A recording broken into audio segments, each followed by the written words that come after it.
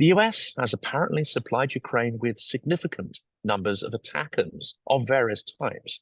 Will these capabilities and other munitions supplied by the US, Germany, UK, and allies turn the tide of the war in favor of Ukraine after a period of uncertainty, dwindling supplies, losses, and anxiety? Welcome to Silicon Curtain. Please like, subscribe, and definitely add comments against the videos. It helps massively for people to find the incredible speakers who give up their time to appear on the channel. Also, please do check out the validated Ukrainian charities, which appear in the description of the video. It's never been more important than it is now to help Ukraine. Today, I'm talking for the second time. I'm delighted to talk to Jake Broe, who is a United States Air Force veteran who served for 6 years as a nuclear missile operations officer. You may know him better, of course, as one of the most prominent voices on YouTube, focusing on the conflict in Ukraine. Jake, it's fantastic to have you back. Thanks for having me back, Jonathan. Good to see you again. Well, a lot has happened. Of course, last time we spoke, we were in this ammunition famine, as it was called. And whereas that situation is now changing, it has had some very serious repercussions, hasn't it, in terms of Ukrainian loss of momentum, some loss, I think, of confidence, and of course, terrible losses of human life. I think the last time we spoke was in January, and it wasn't that bad in January. But I mean, it visibly, you could feel it. I could feel it every day going into March and April. Thank God the United States Congress finally acted. But I mean, serious losses. I mean, obviously, the most important is the loss of life. Ukrainian soldiers can't be replaced. But then you can put a dollar value on the destruction of, for example, the Kyiv thermal power plants. To rip everything out and replace it, it's going to cost close to like $1 billion or something absurd.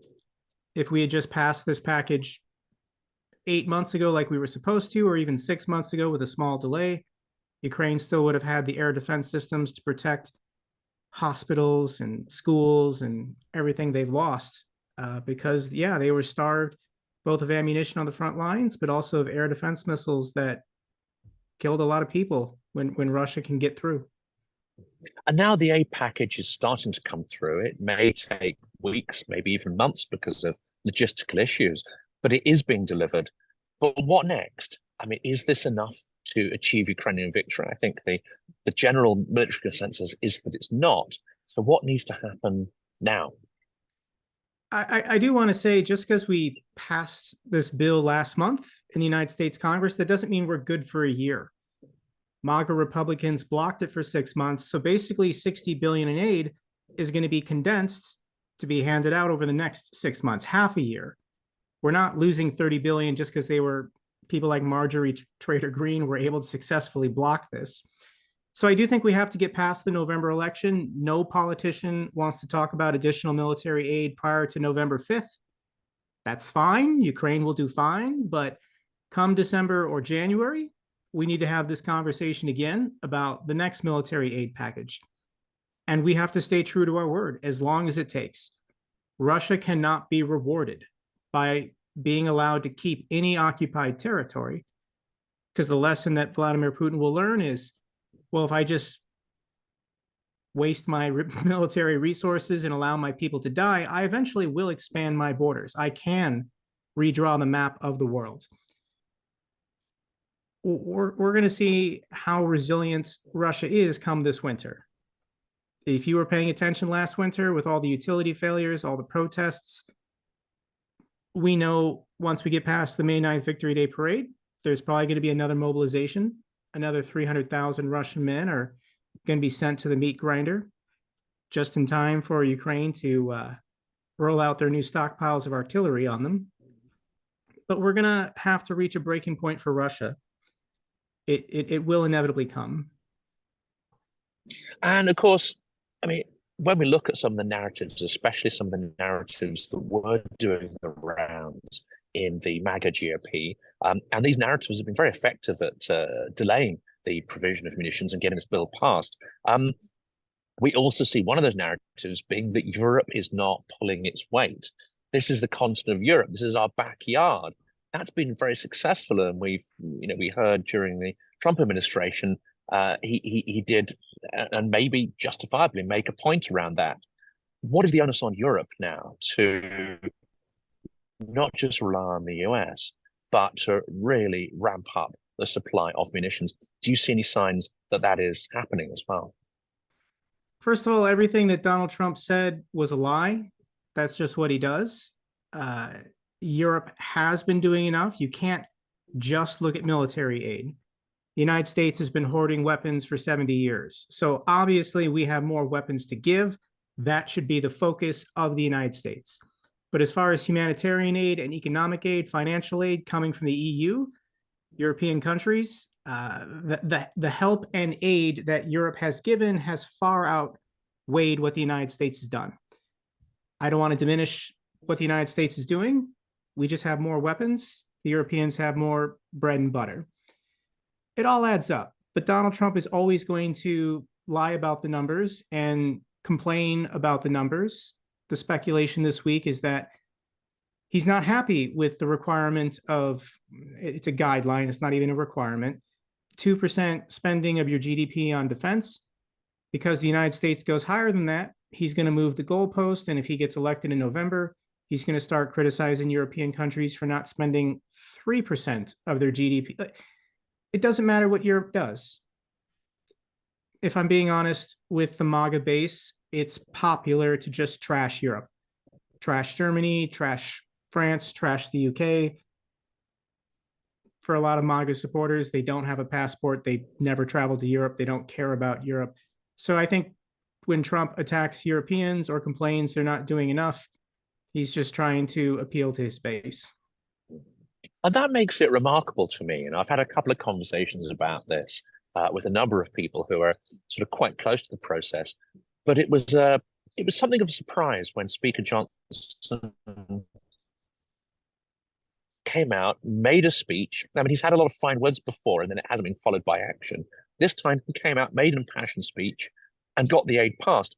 That was something of a surprise, I think, to a lot of people.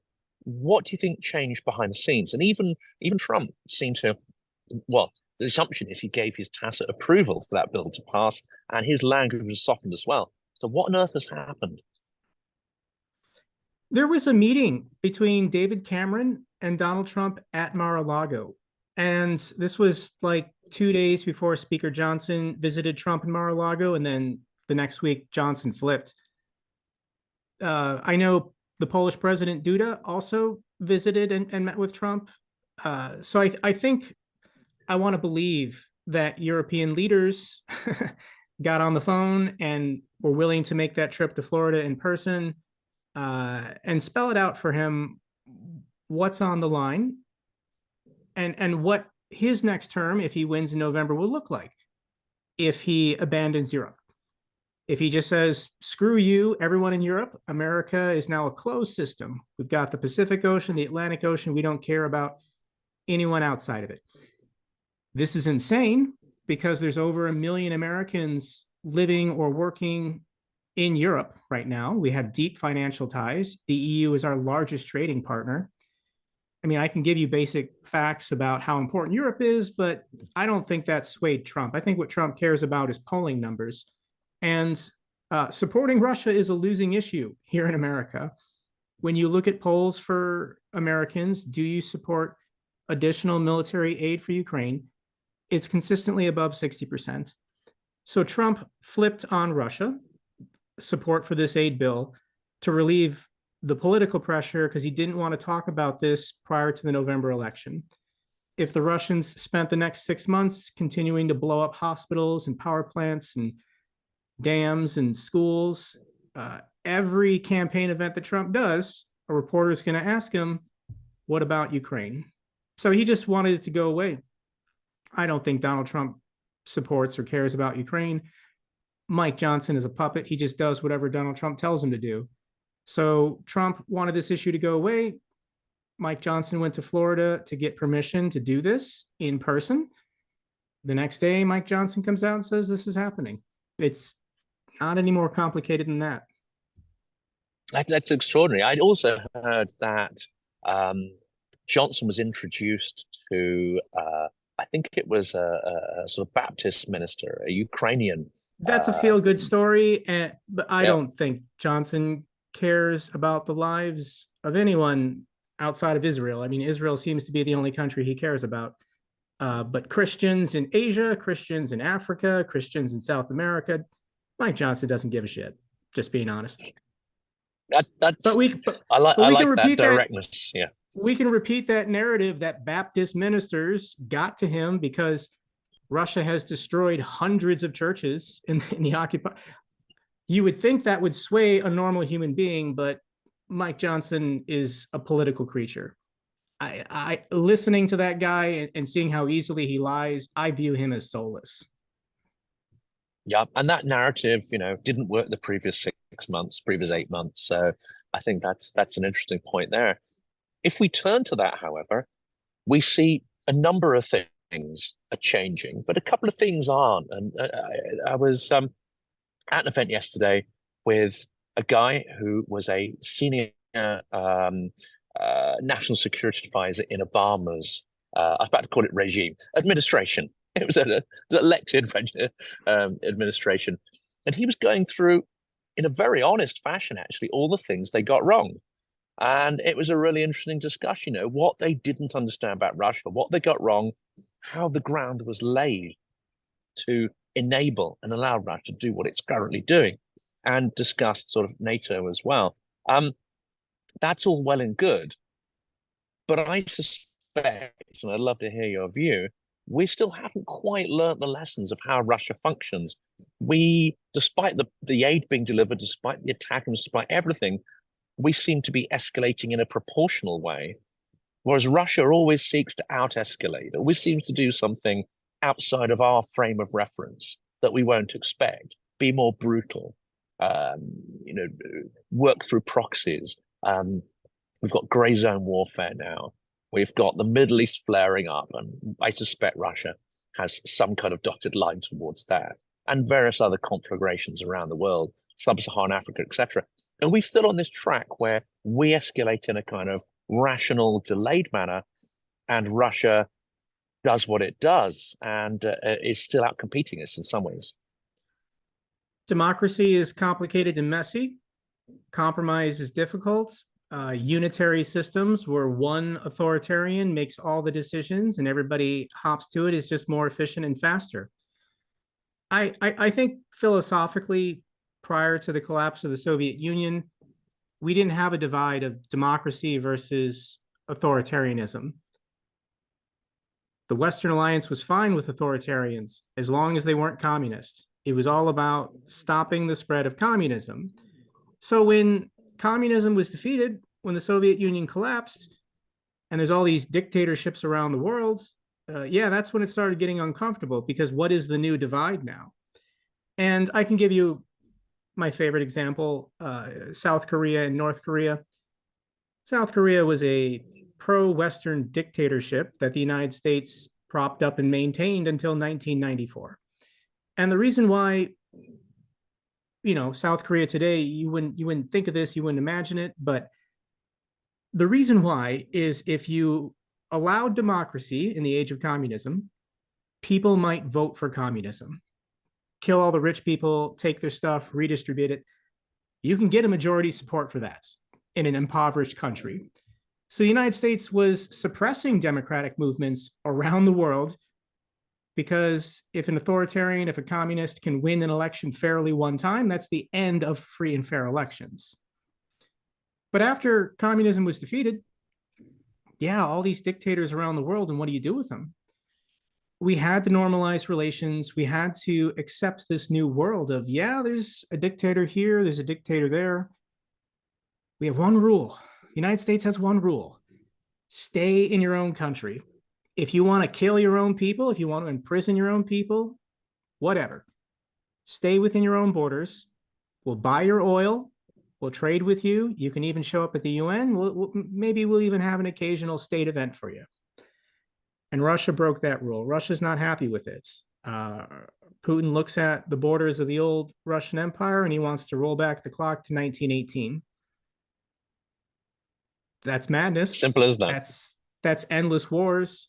So yeah, your question is, why isn't the West doing anything? Why aren't we taking this threat serious? And it's just because the last 30 years, or prior to the last 2 years, but since 1992, it's been a good deal.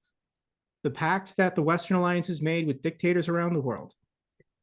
We'll buy your oil, you can get rich, we'll look the other way when you kill your own people, but you just can't attack your neighbors. You can't invade other people.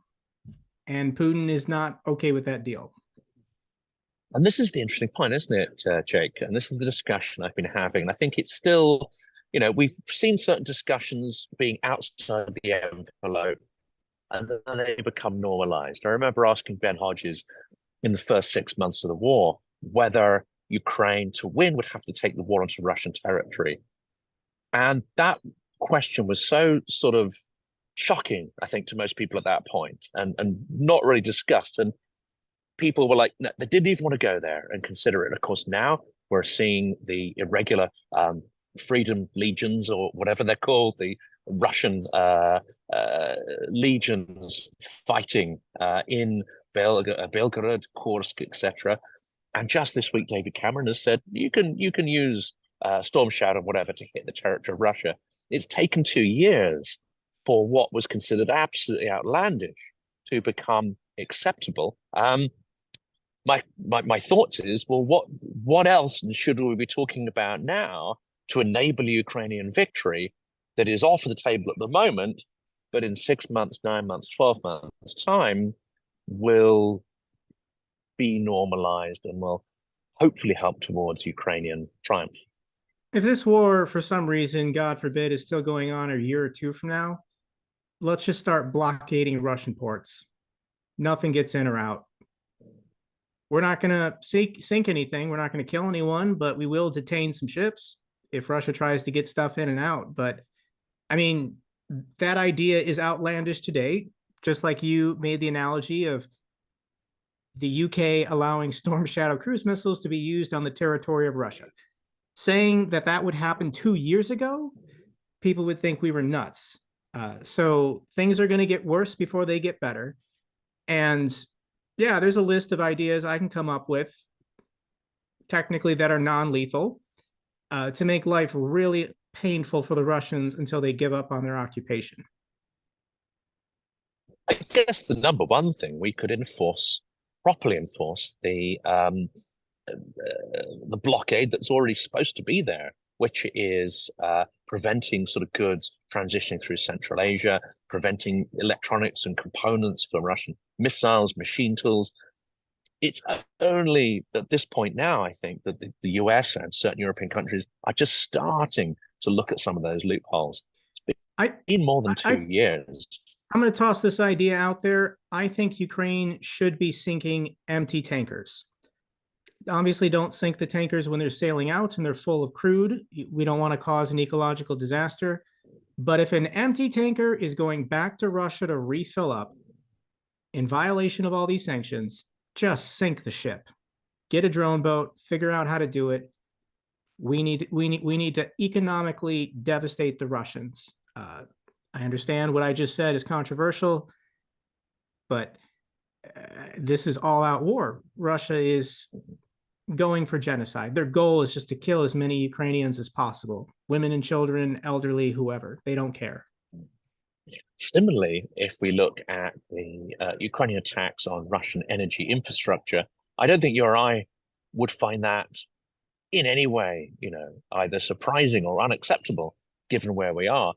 That was a fairly radical idea for some people, and it did seem, at least on the surface, that Jake Sullivan and the US administration were extremely uncomfortable with the idea of taking out Russia's oil refining capacity. That may well be extended to the, to actually the distribution of raw crude, the pipeline network, and ports. Would you support the extension, either the continuation and extension of Ukraine's tactic there? I mean, I'll lay it out there, but militarily, I don't think Ukraine can win if Russia can keep regenerating their forces. You look at how many casualties Russia's taken a day. According to the Ukrainians, it's close to 1,000. How many new contract soldiers is Russia recruiting a day? It's about 1,000. Russia has figured out how to regenerate their losses, and they don't care about losses. So the only way to defeat Russia is a political or economic collapse inside of Russia.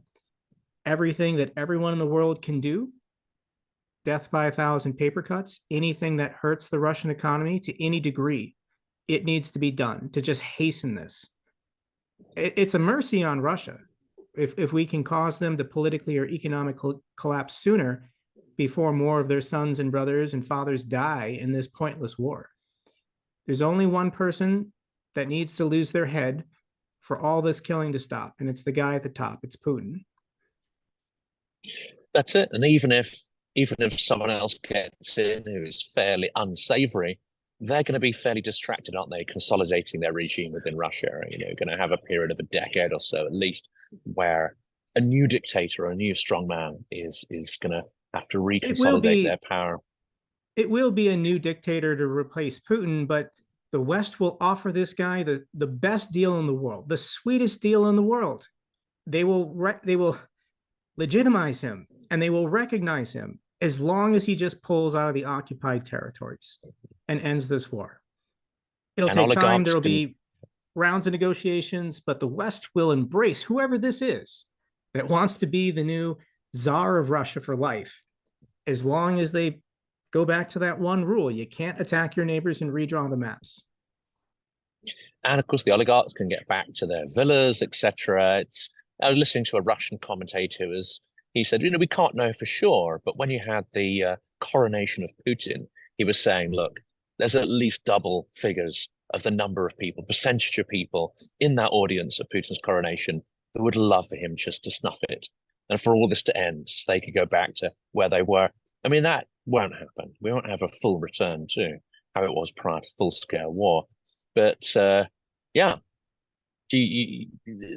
what percentage do you think are extremists, are the absolute nutters who would like to continue this sort of war authoritarianism? And how the many? Russian oligarchs or the Russian general population? Oligarchs and population. True believers that think Russia deserves whatever they can take, yeah, it's probably about 30%. The other 60% are just going with the flow, and sometimes it's easier just to not resist. When you see what your country and your leader and your military is doing, how do you sleep at night knowing that the Russian military every day is bombing churches and schools and hospitals deliberately? Human minds have to find a way to cope so that you can get that 6 to 8 hours of sleep at night or whatever. And there's a lot of evil things that people will accept just so they can get through the day, whatever motivates them, family or community or whatever. Yeah, I think a lot of people will be doing that. And when it's over, it's going to be very difficult for people to, if the truth does come out in Russia, and there is a debate, that's not only going to be painful, but there's going to be a lot of people who will want that to go away. They won't want to pick that scab too much, unfortunately. But I think that's their problem. Another thing you mentioned earlier is Israel. Of course, we saw with the French, US, and UK response in shooting down the Iranian drones and other projectiles coming over Israel, we saw an immediate response using some, maybe not the most high-tech equipment, but we saw a very high success rate and an immediate response at scale. And talking to a lot of Ukrainians, they're generous. They understand there's generosity of the West. They're grateful for it, but I think there's a certain amount of upset at the rapidity and scale of the Western response to protect Israel, and we haven't quite seen that same urgency to protect their hospitals, their schools, and their energy infrastructure, as we said. I mean, I can give you a political answer in that the United States has a formal defense agreement with Israel, and they're honoring their defense agreement with Israel. The United States has no formal defense agreements with Ukraine. That agreement from 1994 had no It was a presidential executive order. Congress never signed or agreed to anything, so it has no permanent political weights in US politics. That's the political answer. The true answer is there's a very large Jewish community here in the United States, and they care deeply about Israel. So for the two political parties, the Democrats and the Republicans, they want to curry favor with the Jewish votes. They want their donor money and they want their connections. This is why Speaker Johnson talks about Israel every single day. Every single day, Speaker Johnson has to mention something related to Israel because they want that block of Jewish voters in the November election. They want their donor money and they want their political influence. Generally, I probably shouldn't generalize for an entire group of people, but I think when you actually do look at the polling numbers, more Jewish Americans vote for Democrats than for Republicans. More Jewish people are elected to Congress as Democrats than as Republicans. So this is a potential swing vote community here in the United States, and Donald Trump and Speaker Johnson are playing for them hard by who can be a bigger hawk on defense related to Israel. Yeah, it's all about the transactional element of it. And I mean, fortunately, the aid package did pass. And I want to come back to, I think, the key point you made, which is about the one rule, not to break sovereign borders. And this is something which, at all the events I've been to, and more in the videos that I'm making, I'm asking the question that we need to look at what Russia's doing. It's not just exporting illegality in terms of its grey fleet, in terms of the authoritarian alliances it's making. My worry is that it's going to export this behavior of transgressing sovereign borders. At the moment, it is certainly through Wagner integrating itself into various African regimes in the Sahel, in sub-Saharan Africa. It's been implicated in a number of the many, many coups that have been taking place. And of course, you can see why they're doing it. You know, there's extractive industries there, gold, aluminium, even uranium, etc., which they can and are making a lot of money on.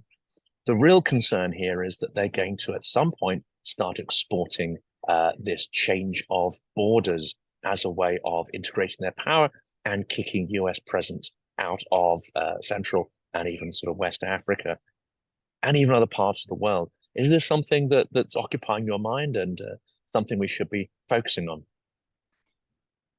The post-World War II era of politics is the exception to human history and civilization. When we figured out agriculture and we had food surpluses, we could raise large armies. This led us into the age of empires. So for 10,000 years of human history, we had empires that were constantly expanding or just dying. And we didn't have sovereign borders. The idea of sovereign borders didn't exist until after the 30 Years' War, the Treaty of Westphalia. This is like the late 1600s. We had the first modern states, and that's when the European powers were telling each other, hey, this 30 Years' War was really bad. Let's try and agree on borders. And then those are fixed borders. A couple more centuries of war and empire, the borders kept changing. But the goal was, let's stop changing borders, because a lot of people die when that happens.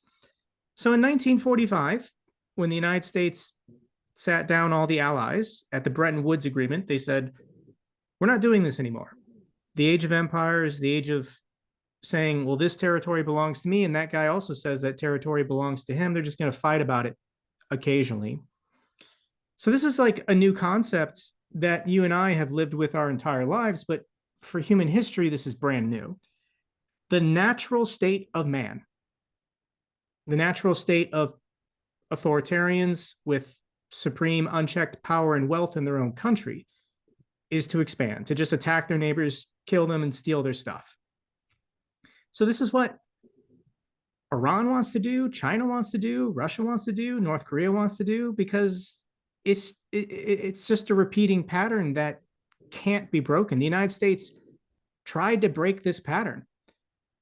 But if the United States Navy stops patrolling the world's oceans, if our 11 supercarrier groups retreat back to North America, I'm sorry, but the world is not going to be able to keep their shit together. And everyone is going to be attacking everyone to steal their stuff and redraw the maps. And Iran, China, and Russia are the biggest three offenders right now.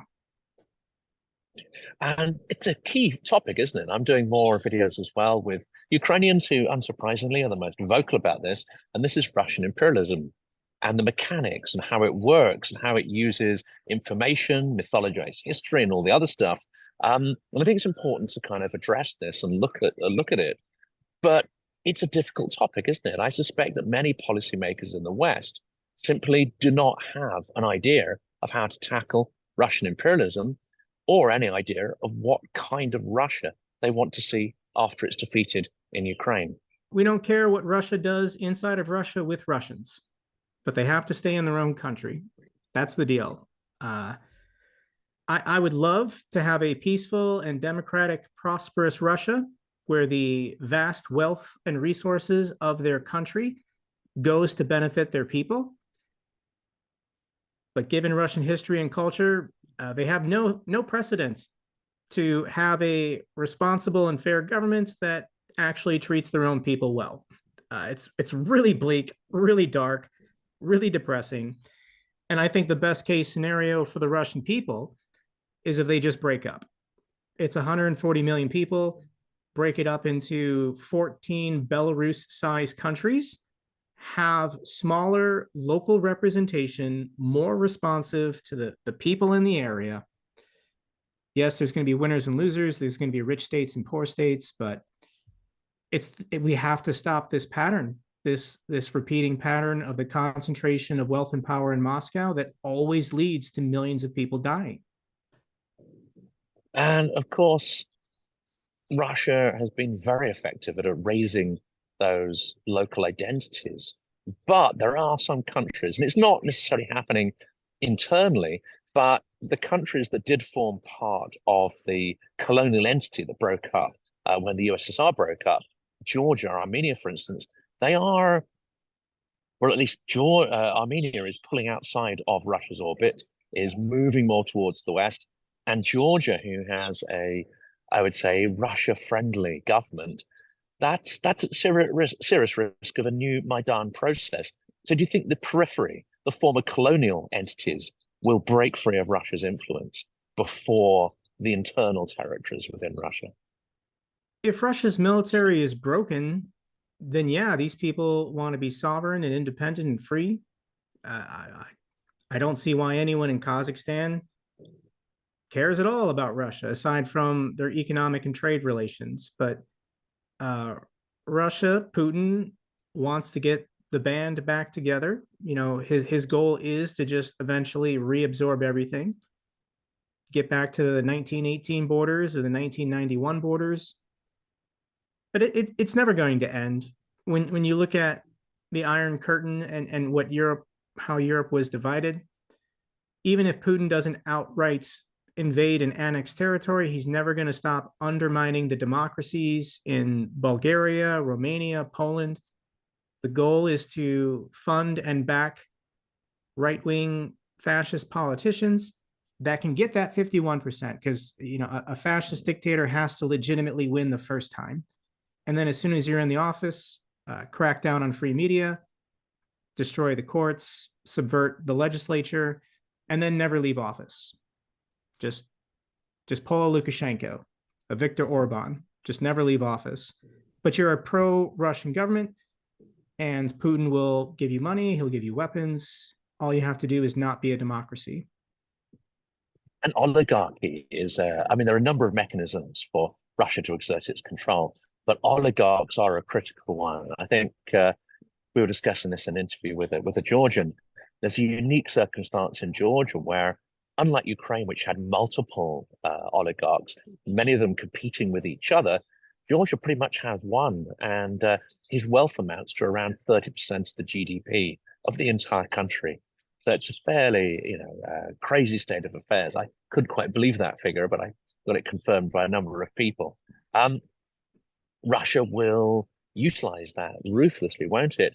But we should learn this, because I suspect they're also utilizing the concept of oligarchy, and our own systems slide towards more oligarchic control and interest.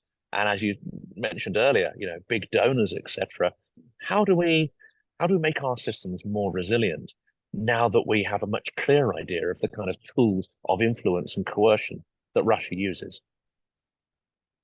I forget who mentioned this. It might have been Jane Keeve on Twitter, but he said every Western military in the world needs to have a dedicated branch or a dedicated unit to fighting disinformation from authoritarian regimes. This needs to be tracked, it needs to be identified, and we have to work with companies like Google and Apple and Microsoft or whoever to stop this, because it's not free speech.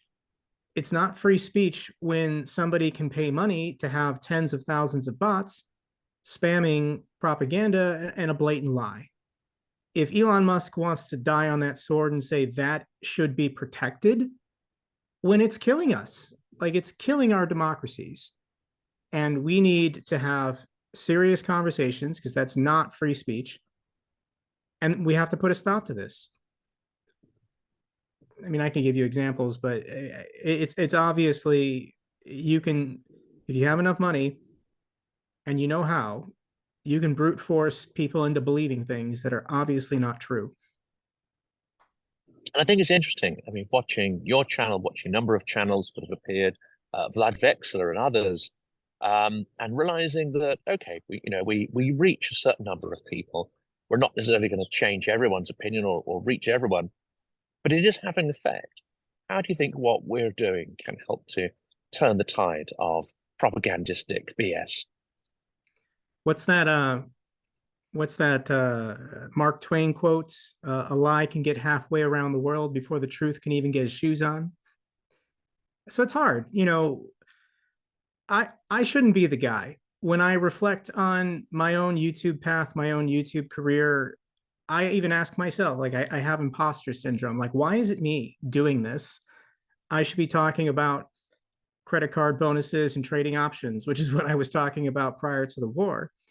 But so many people have told me in the comment section and through messages that I'm just a genuine, authentic, real person. And yeah, Chinese bot farms, Russian bot farms, they can spam 10,000 comments a day per account all over social media, but those aren't real people.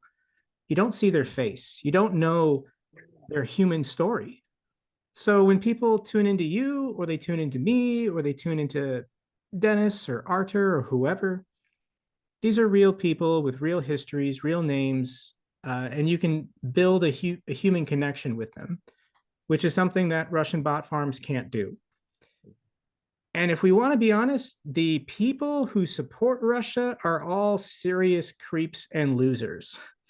Scott Ritter is everywhere all the time, and the guy's a convicted child sex offender. Like Steven Seagal, he looked pretty bad at Putin's inauguration. I saw the pictures and videos. So the human beings that Russia trots out to defend them, I don't know how people connect with those people, but they have their audience, I guess. Well, Packer did a fantastic episode of Vatnik Soup on Steven Seagal and his sort of background in Hollywood. Not apparently a really popular man, even when he was not backing Putin and resurgent autocracy. I get the impression though. I mean, going through the comments, I don't.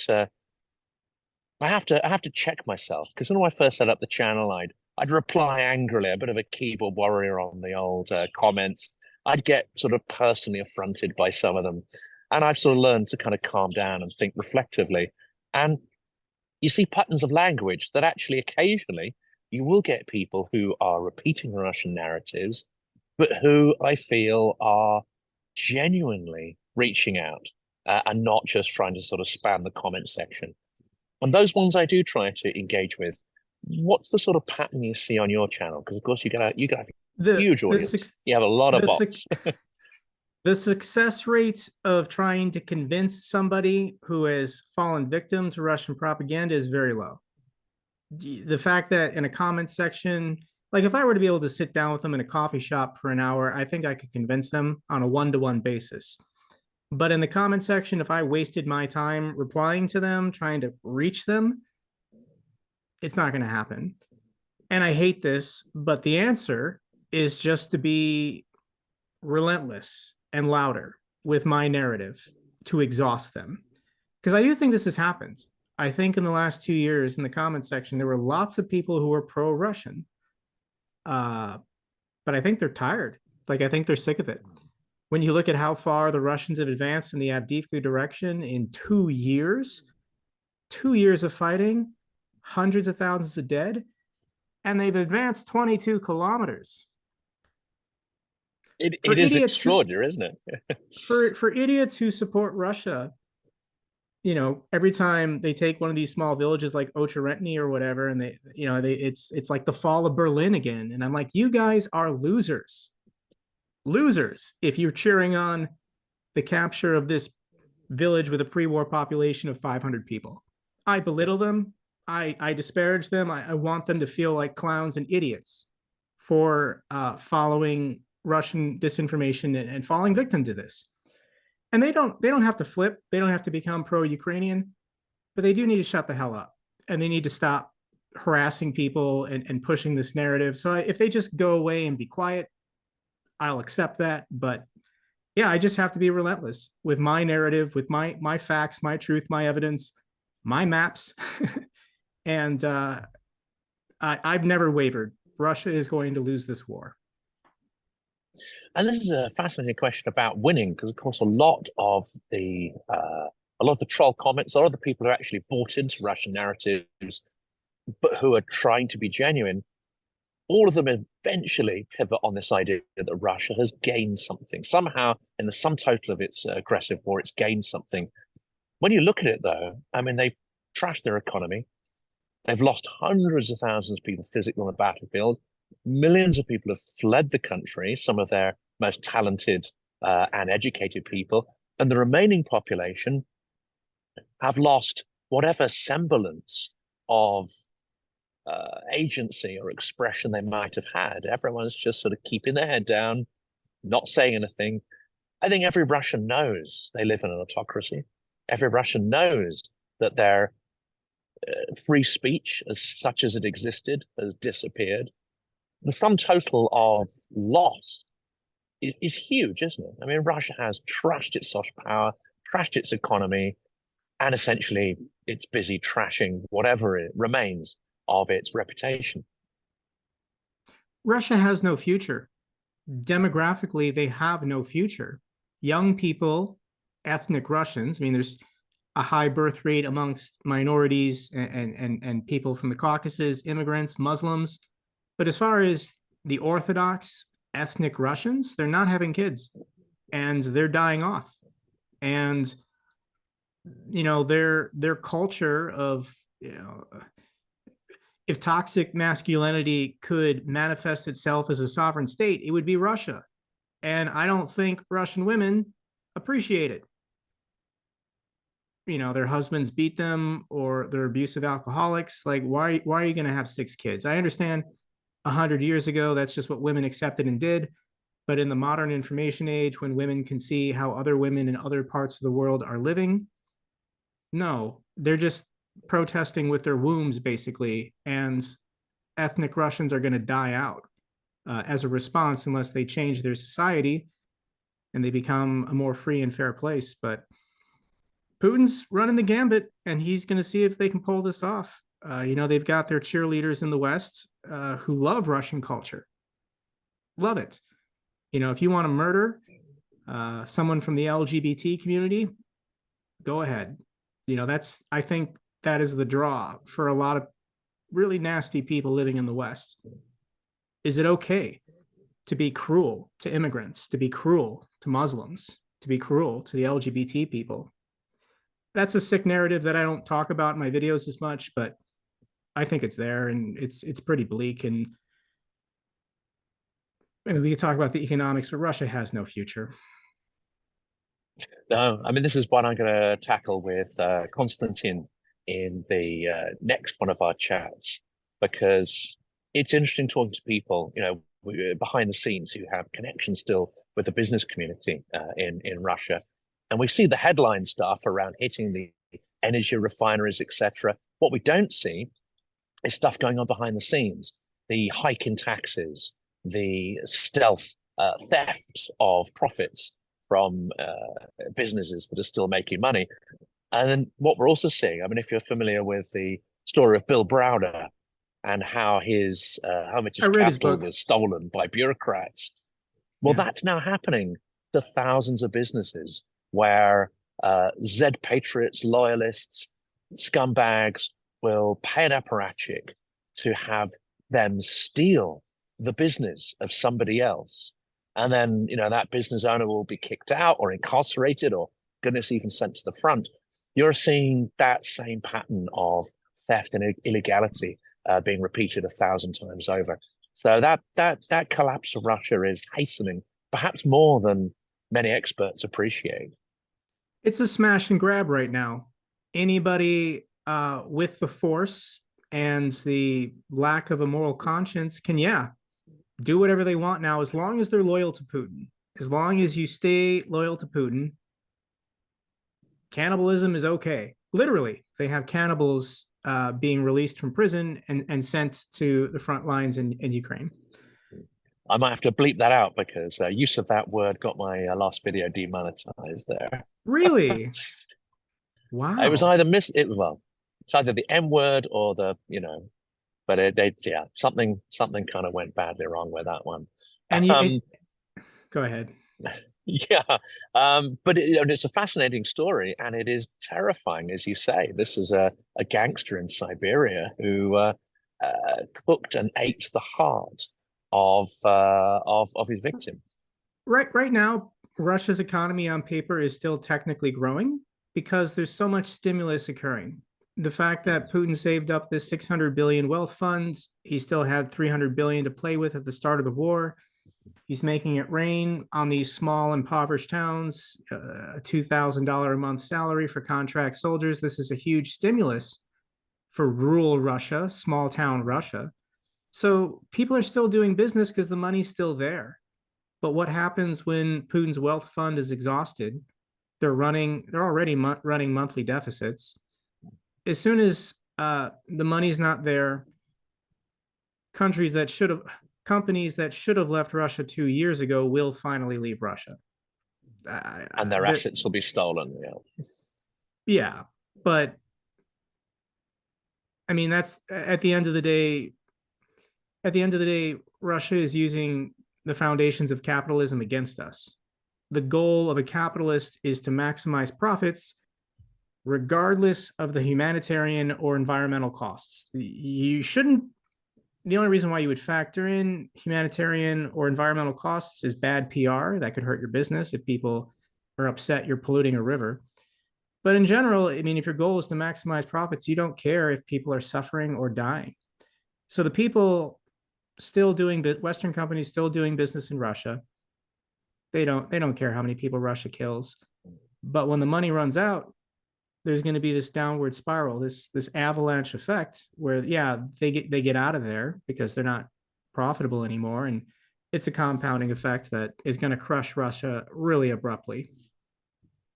And I've only got a couple of questions sort of left, but I think what you've just said there leads naturally on to a topic which we've been covering a lot on the channel recently. And this is taking those frozen assets and giving them to Ukraine to hasten the Ukrainian victory. I'm assuming you're for that measure. How can we normalize that? How can we make that more popular and acceptable? Because those who go against it have, in my view, a lot of strong but spurious arguments. What should we do? The banks are against it. The banks don't want the assets of a country or oligarchs or whatever being seized and given to victims of war crimes, because then authoritarians around the world won't want to keep their money in Western banks. So the banks have been fighting this. They say you can't do this.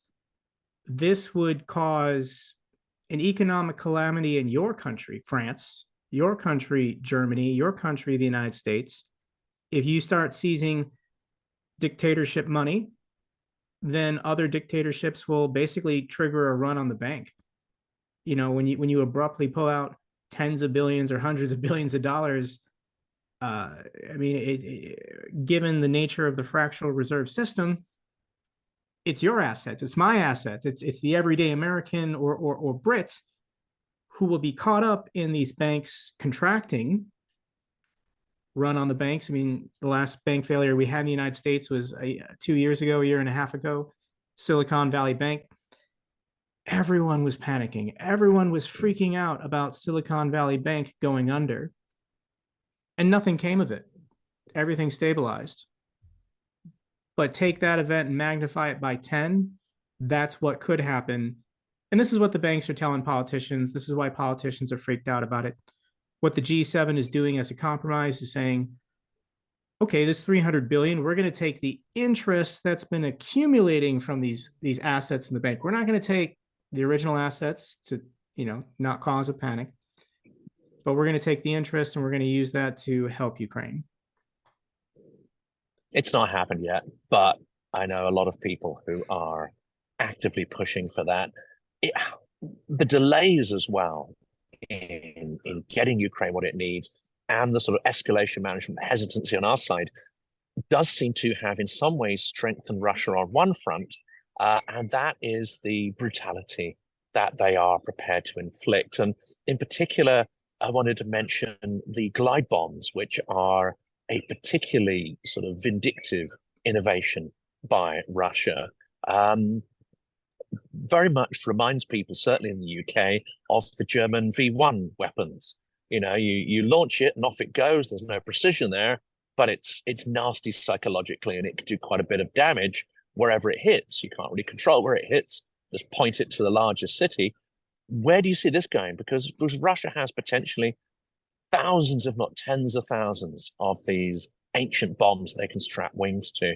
Is this going to turn in some ways the tide of war towards Russia, or is it simply going to cause more trauma, damage, and criminality? Ukraine has to shoot down these planes. I mean, the glide bombs will never stop, but if we can get more Patriot launchers to Ukraine and they can be on the front lines moving around, this was happening back in January and February. Ukraine on average was shooting down a Russian jet every other day. And then they had to stop because they ran out of interceptor missiles. But as soon as the Patriot launchers protecting cities are all reloaded, they're going to put this Patriot back on the front lines and they're going to go after these planes. F-16s are also going to have to, AMRAAMs, air-to-air missiles, they're going to have to go after these jets as well. Because, yeah, I mean, Russia's supply of dumb bombs with cheap glide kits is endless, and they're relying heavily on it now. I think the number was over 3,000 of these glide bombs were fired on Ukraine just in the month of April. Huge numbers. And you got to get the jets. Yeah. So they can't be launched from the territory of Russia to hit targets. They have to be launched from a jet within the territory of Ukraine. Is that right? Well, they're glide bombs, so they're gliding. I mean, I don't know what the distance or range is, but yeah, you got to be within 80 or 90 kilometers when you release them. The last question, really, and this is the one which I don't ask historians or military analysts because they squirm. Are you confident of Ukrainian victory? Do you think we will rally around and give Ukraine what it needs to actually achieve what I think we all accept, which is that victory is essential in securing not peace but security for the state of Ukraine? There's no scenario in which Russia wins this long term. People say that time is on Russia's side, and I disagree. I think time is against Russia, as everything domestically in their country weakens every day. The modern state of Ukraine, I hate to say this, but things can always get worse. And if Ukrainians turn into insurgents, if they don't even have an organized military anymore, these attacks will never stop. The drain, the bleeding of Russian forces in the occupied territories will never stop. It's their land, it's their people. Russia has declared genocide on them. What can be a more motivating factor to go literally to the last Ukrainian. This is a Russian propaganda narrative that the United States is behind this. The United States is pushing Ukraine to kill all their people. No, if the United States stopped supporting Ukraine, if the United States walked away, Ukraine would still do it. And I would 100% understand why they'd do it. So I'm really thankful for the Ukrainian people, honestly, because I think there was this malaise and this lackadaisical attitude from the West about our democracies and our militaries and our relationships with authoritarian regimes like China and Russia. Russia's ruined all of this. Everything is being reevaluated right now. And the biggest loser with relations with the West is China. China has to be infuriated as they had their own plans, maybe for Taiwan in the future, but the industrial base of the United States is being rebuilt. Manufacturing lines that went cold decades ago for like Stinger missiles are now being fired back up again. Europe is buying weapons like crazy. All of this could find its way to the Pacific Rim if China wants to try something in the future. So China's the big loser here, but. And of course, it's Belt and Road Initiative. I mean, for those who say Russia is delighted at what Russia's, so that China's delighted at what Russia's doing and that Russia's simply a Chinese proxy, I think you're right there. It actually upends a lot of China's long-term plans. I mean, the Belt and Road Initiative is not going to work if parts of Russia fragment because there are key territories it actually runs through. So that's incredibly important to know. But I think we've reached the end for today, Jake, and I wanted to, as we did last time, say thank you to everything you do. You appear on a lot of the pro-Ukrainian channels. You're extremely supportive of individual creators who are fighting the corner for Ukraine and fighting for democracy and values. Tremendous what you're doing, and I think my audience will be incredibly grateful that you're back on the show as well. And thank you, Jonathan, for all the time and effort you put in the last 2 years. I know you're coming up on 100,000 subscribers. So if anyone has made it this far and not subscribed, we got to get Jonathan that silver play button. It's a good feeling when you finally get there as a YouTuber, but thank you for everything you've been doing as well.